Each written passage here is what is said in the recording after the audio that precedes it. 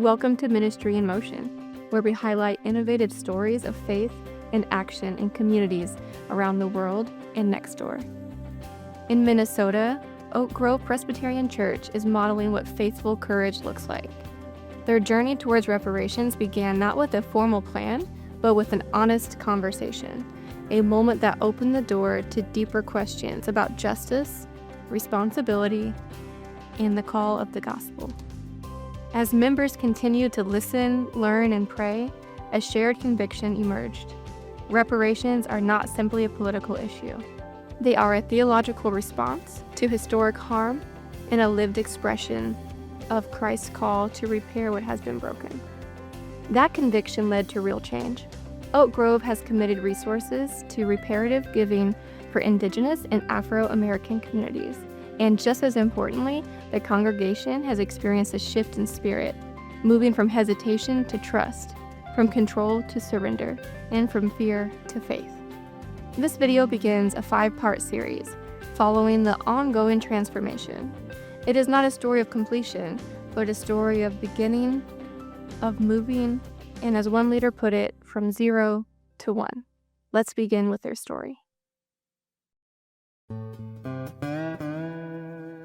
It doesn't even make sense to write the ending of a sermon if you're talking about racial justice, if you can't put something more substantial on the table than just hopefully one day, all the races will get along and hopefully one day the police won't be so violent. And I realized that there needed to be something else in place. Otherwise, the sermons themselves are not coherent. They don't make any sense.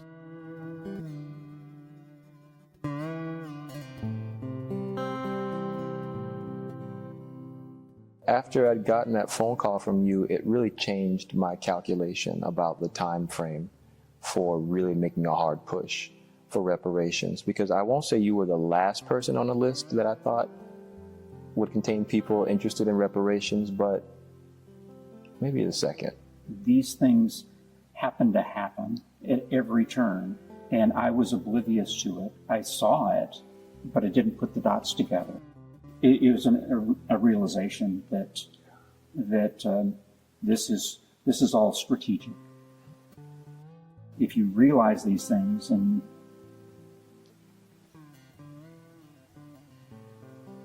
you got to be compelled to contribute to a change. We have this wealth. Is this really our wealth, or is this come from on the backs of others like the Indigenous and people of color?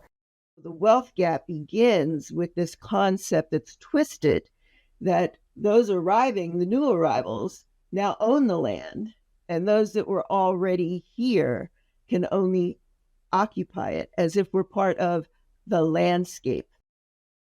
The total racial wealth disparity today, and this is aggregated across 100 million African American, Indigenous, and white households, the total is about $16 trillion today. It has resulted because wealth has been denied for so many years.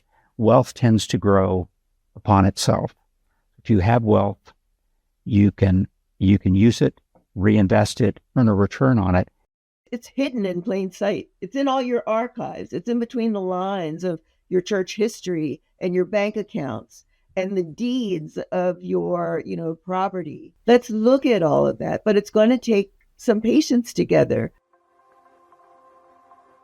I can claim I wasn't around during the days of slavery or when we took the land from the Native Americans, but we're still doing those kinds of things. And would I have spoken out then? I hope so, but I don't know that. And I don't want to use that as an excuse. So when Jim Kuhn brought forward a proposal, this is what we can do. That's what being a Christian really is. And Oak Grove was all about that. So I had no issues, and I was actually very happy that we could make a bold move.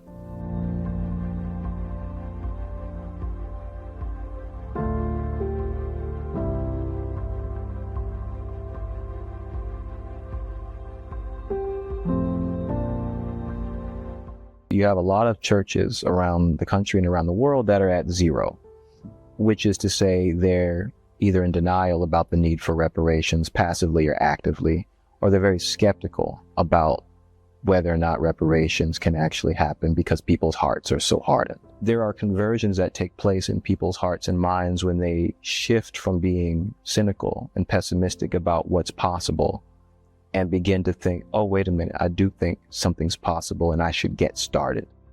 I applaud this church, not for this move of surrendering, but this going through the process of realization.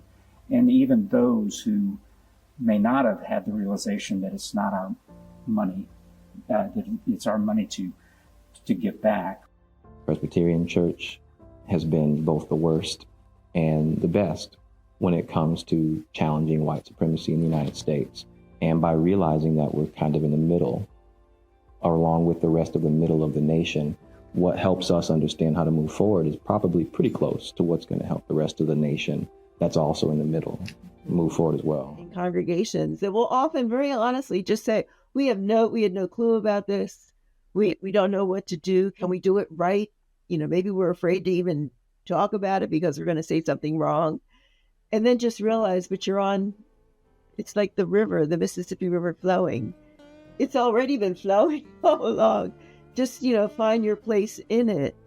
And then you'll have an opportunity to discover more. This is great work, and I think that we can afford to continue to build and let others see what we're doing.